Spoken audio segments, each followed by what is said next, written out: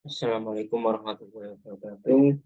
Perkenalkan, nama saya Muhammad Yozi, NLP dan 38 dan 676 dari Departemen Teknik Mesin Industri Institut Teknologi 10 November.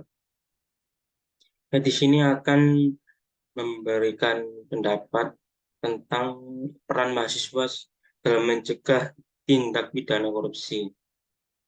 Korupsi sendiri adalah suatu bentuk ketidakjujuran atau tindak pidana yang dilakukan oleh seseorang atau suatu organisasi yang dipercaya dalam suatu jabatan kekuasaan untuk memperoleh keuntungan yang haram atau penyalahgunaan kekuasaan untuk keuntungan pribadi seseorang.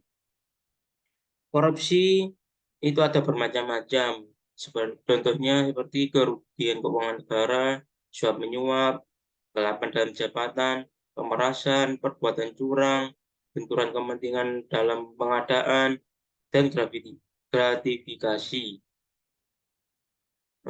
Kita sebagai mahasiswa dalam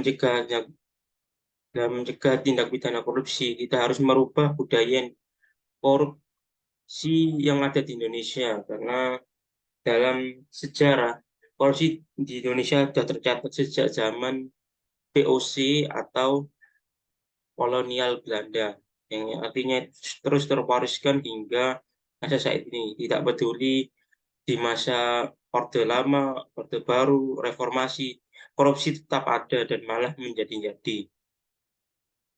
Untuk itu, saya menurut saya untuk mencegah tindak pidana korupsi itu bisa dimulai dari internal terlebih dahulu, yaitu mencegah perilaku konsumtif dan sifat tamak dengan cara terus mempelajari ilmu agama, mengimplementasikannya, dan melihat keadaan masyarakat Indonesia di sekitar untuk menggugah hati kita bahwa banyak masyarakat Indonesia yang berada di bawah angka kemiskinan. Terus setelah kita membenahi internal atau diri kita sendiri, yaitu kita bisa melakukan pencegahan secara eksternal, yaitu dengan cara memberi penyuluhan ke masyarakat atau keluarga terdekat kita sendiri bahwa korupsi sekecil apapun itu adalah bibit dari korupsi yang besar. Seperti contoh menerima uang suap saat akan ada pemilihan kepala daerah atau kepala desa misalnya. Memang uang yang dikeluarkan kecil, dan saat kita misalnya menerima uang tersebut dan kepala desa yang nyuap tadi terpilih, maka secara otomatis dia akan mencari modal, untuk menggantikan modal yang ia keluarkan untuk proses pemilihan tersebut dengan cara mengkorupsi uang-uang desa seperti dana desa dan lain-lain.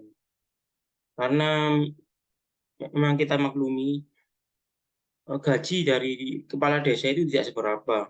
Kalau misalnya kepala desa tersebut hanya mengandalkan gajinya, maka ia tidak akan menutupi uang yang ia gunakan untuk menyogok. Oleh karena itu, kita harus bisa mencegah sekecil apapun proses atau tindak pidana korupsi. Nah, ini kita juga sebagai calon penerus bangsa yang akan masuk dalam pemerintahan dan perusahaan-perusahaan ternama, kita harus dapat meneruskan atau menguatkan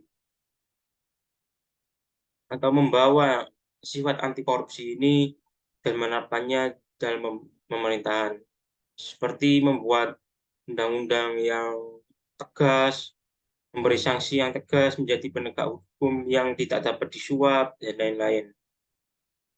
Ya, untuk itulah sedikit dari saya. Kurang lebihnya mohon maaf. Wassalamualaikum warahmatullahi wabarakatuh.